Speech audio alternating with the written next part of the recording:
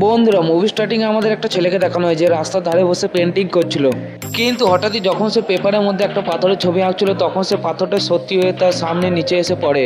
এটা দেখে সেই ছেলেটা খুবই অবাক হয়ে যায়, কারণ সে বুঝতে পারছিল না শুধুমাত্র একটা পাথরের ছবি আঁকতে সেটা চোখের সামনে কিভাবে সত্যি হয়ে যায়। তারপর সে ছেলেটা সে পেন ও পেপারটাকে ভালো করে চেক করার জন্য ভালো করে সে পেপারের মধ্যে একটা অ্যাপেলের ছবি আঁকে, এবং কিছু সময়ের মধ্যে সেই ছেলেটা চোখের সামনে পেপারে আঁকা অ্যাপেলটা নড়তে শুরু করে এবং একটু পরে সেটাও সত্যি হয়ে পেপারের বাইরে বেরিয়ে চলে আসে। তখন সে ছেলেটা অ্যাপেলটাকে হাতে করে তোলে এবং সেটাকে টেস্ট করে দেখে, কিন্তু অদ্ভুত ব্যাপার, সেই অ্যাপেলটা একবারে অরিজিনাল অ্যাপেলের মতো টেস্ট করছিল। তারপর সে ছেলেটা তার সমস্ত পেন পেন্সিল জড়ো করে তার এক বন্ধুকে নিয়ে তাড়াতাড়ি করে তার ঘরের ভেতরে চলে আসে। এরপর সেই ছেলেটা তার বন্ধুকে সেই পেন্সিলের ব্যাপারে বলতে শুরু করে, কিন্তু তার বন্ধু কোনো মতে তার কথা বিশ্বাস করছিল না। তখন সে ছেলেটা তার বন্ধুকে বিশ্বাস করানোর জন্য সেই পেপারের মধ্যে একটা সোনার ইটের ছবি আঁকে, কিন্তু অনেকক্ষণ সময় দেওয়ার পরেও সেই পেপার থেকে কোনো রকমের সোনা বেরিয়ে আসে না। তাই তার বন্ধু রাগে সেই পেপারটাকে মুড়িয়ে বাইরে জানলা দিয়ে ফেলে দেয়।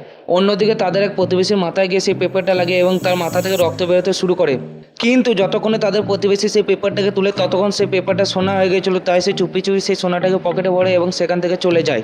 এরপর তার বন্ধু সেই ছেলেটার কথা বিশ্বাস করে নেয় এবং তারপর তারা দুজনে মিলে একটা বড় পেপারে 1 কেজি ওজনের একটা সোনার ছবি আঁকে। আর পেপারে সোনার ছবি আঁকতেও সেটা কিছু সময়ের মধ্যে সত্যি হয়ে পেপার থেকে বেরিয়ে চলে আসে।